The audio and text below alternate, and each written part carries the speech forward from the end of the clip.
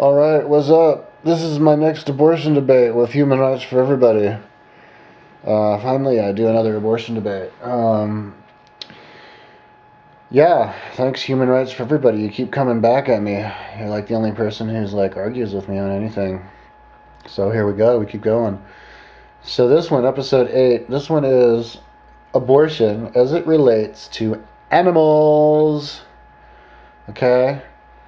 Now, my argument is that an animal has just as much intrinsic value, as you like to say it, intrinsic value, as a human.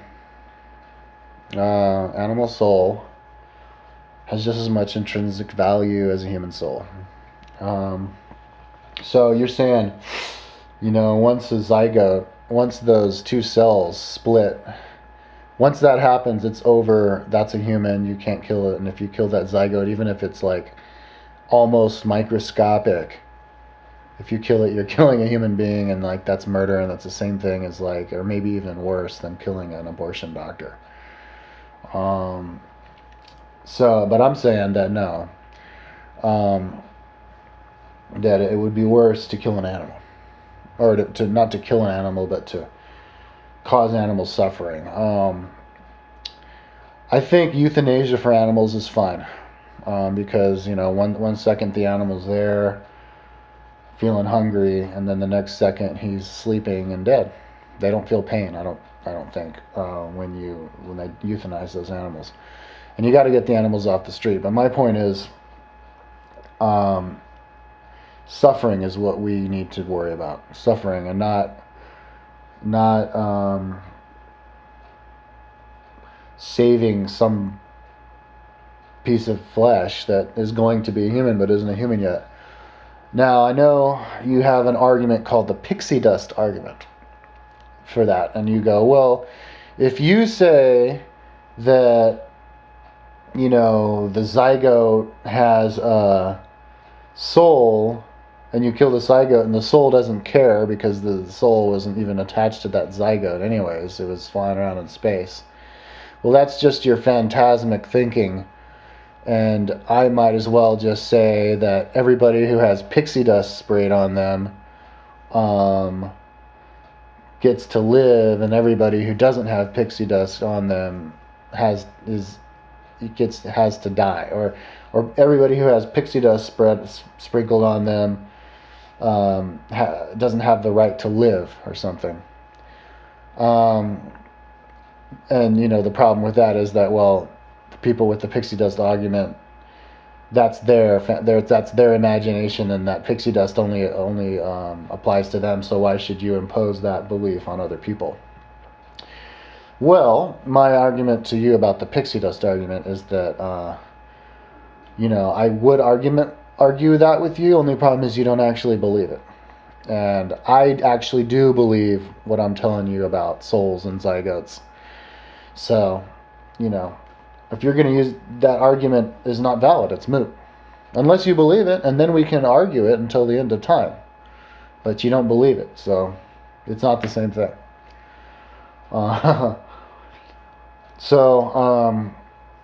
Yeah, I think, and I'm sure you don't think, and I'm sure pro-lifers, because pro-lifers are, they're kind of similar. I put them in the same category as like fundamentalist Christians who look at an animal and it's like nothing to them. Like a dog, who cares about a dog? Dogs don't have souls, I mean, I think there's even fundamentalist Muslims out there who think women don't have souls, but the way I see it is that animals, 420 right when I looked at it, that was crazy. Animals are people, okay? You're a person, I'm a person, Bowser's a person. We're all people. We're totally equal. Just like I look at animals the way little kids look at animals, and in cartoons, you have the chipmunks and they're talking to each other, and the little rabbit bunny guy, he's like, hey, what's up, tortoise? And tortoise is like, hey, what's up, bunny? Like, that's how I look at animals. The other day, I got stoned and I looked in the eyes of a of a squirrel, and he was looking up at me, and we were like communicating with each other. The squirrel was looking at me, going, "Hey, what's up, human? Thanks for stopping by and saying hi." It was cool. And I saw a squirrel just the other day burying his nut in the front yard, and then running off. And he's like, he's living his life. He knows about the humans around him. He's got his family. He's got his loved ones and everything. And so that's kind of like there's goes into the argument of overpopulation. Like 99% of the mammals, of the larger of the life, and the planet, the mass of the animals is livestock and humans right now. All the other wild animals are getting crowded out. Just a couple hundred years ago, 99% of it was wild animals, and only 1% of it was humans. And now it's reversed.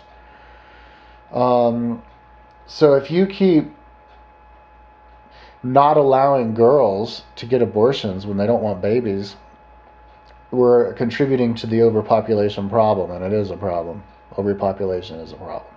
And I know you don't believe that, but that's another argument we can have. And we haven't had that argument on my video, by the way.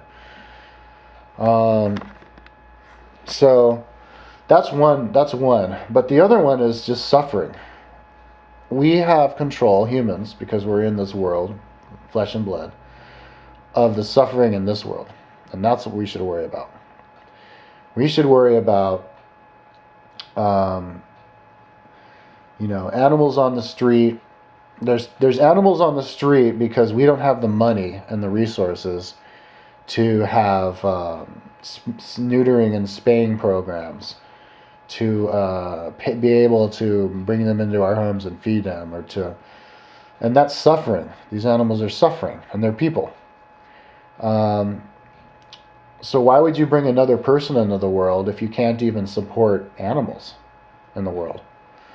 And then that, on the same note, why would you bring more people in the world when we can't even support and make happy the people who are already here?